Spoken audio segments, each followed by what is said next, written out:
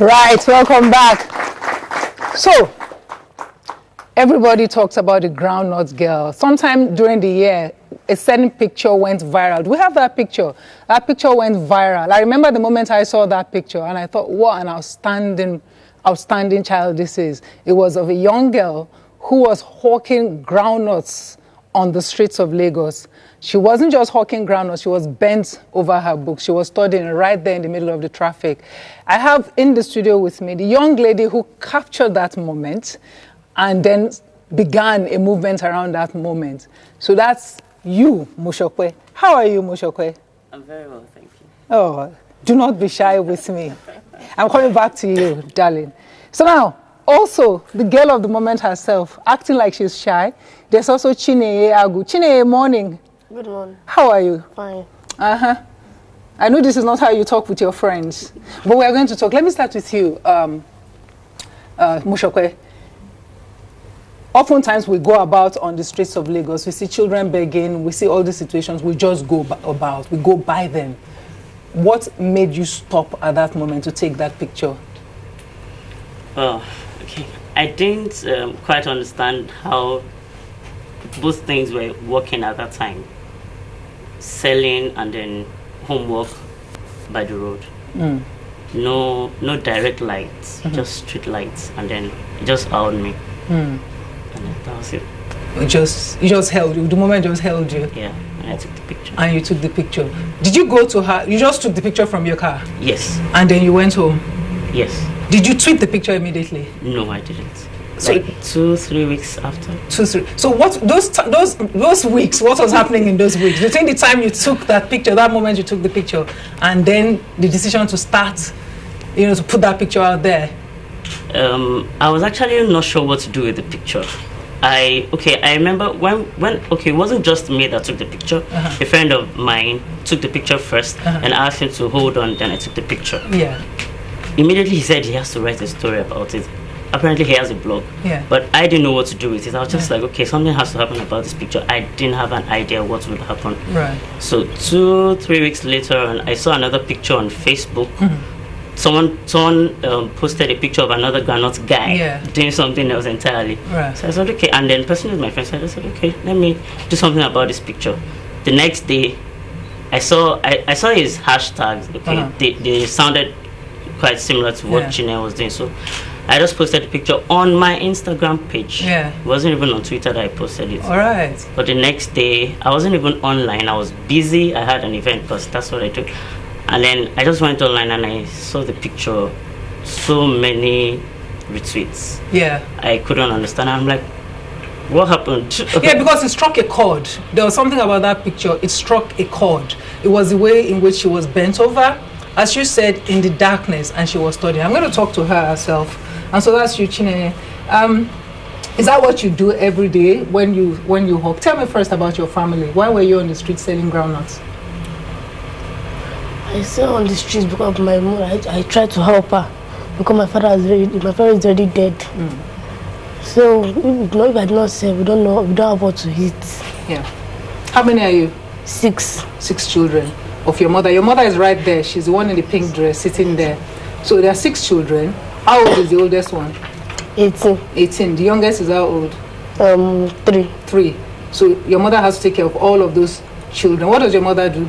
Sells granules. She also sells granules. So you then also join her to sell the granules on the street. How long have you been selling the granules on the street?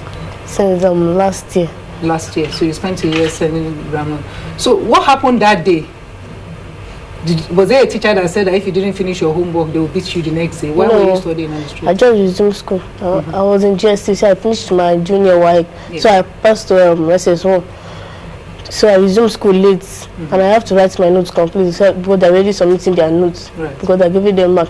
So I don't have any work to do than for me to sit down and watch the granules. So I took my book along with me. Yeah. Do you know how the thing has been affecting people? Did they tell you? No.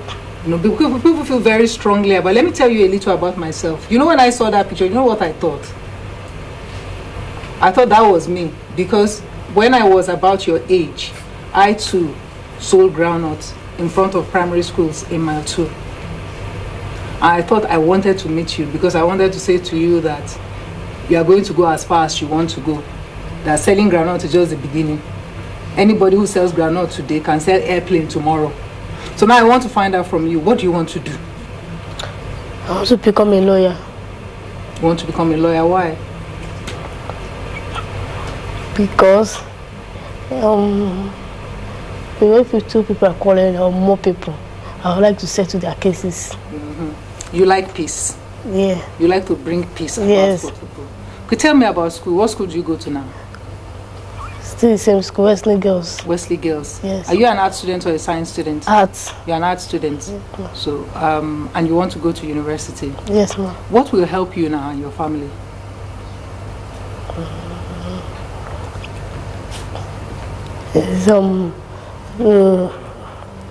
Care. Then money for schools because my two junior brothers and one girl, they're not going to school now. Why are they not going to school?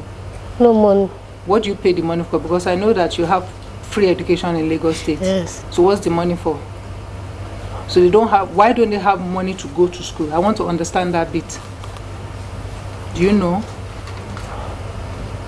It's your mom that will tell. Do you know that bit? Because I know that the campaign has started, and that's what I want to ask you about, the campaign to help Chineye here. What is the status with Chineye's family? I know you started, did you start at the beginning with an intention to raise money for her? Not at all. Okay, and I suspected that once you put your foot in it, something will just start dragging you to do the next thing, So tell me about the campaign for Chineye. Okay, the way it started, I had a few people that knew I was the one that took that picture and posted it. So some people started asking on Twitter, who posted this picture, who snapped this picture, we need to get in touch with this girl, how can we help her, we need to give her something. And then a few people buzzed me, and then privately DM and all of that, some people called me. But eventually, someone in particular, Shegun Dada, he showed this interest, and then he made me realize what we could do for her, and then we started up from there. Right. That's how. So what do you intend? What is the goal? What do you want to achieve? Okay. Right now we have people that have made promises for her tuition till she gets to university. Right. And then we hope to be able to raise about 2 million naira for her, which we have over 900 already. Right. You've raised 900,000 naira. You are hoping to get to 2 million. What do you want to do with the 2 million? Okay, we want to help the mother with a better business, something else to do aside groundnuts. Okay, we'd ask her a few questions. What would you like to do? She's giving us suggestions, and it's something she had done before, and it helped the family with upkeep, accommodation as well, because I had been to where they live, and I communicated with Shegun and a few other people, and they see a reason for them to have it. Welcome to the club. This is what we do in Change Your Life. This is how it started. You want to help one person and then another person, and that's what Change Your Life is about. Because when you take one person in the family, you can't take Chineye on her own. You have to stabilize the family. Once the mother has enough, she has the right job, and she has the ability to take care of all her children, then the children will be fine. And Chineye, because she has this thing and she has a fire in her belly anyway, she's going to go fast. So let me separate that. You already have people who want to help her to get up to school. And then the 900,000 is to stabilize, the 2 million naira is to stabilize the family. All right. Chineye, you also have Auntie Fumi to help you, and Auntie Mosope here. I will give you my number. Because through life, you will have moments when you are going to need an auntie. Because I hear you don't have any mentor. Mentors are good because sometimes you just want to call them and say, oh, see what is happening to my life. Or sometimes you just want to call them and say to them, Auntie, what are you doing there?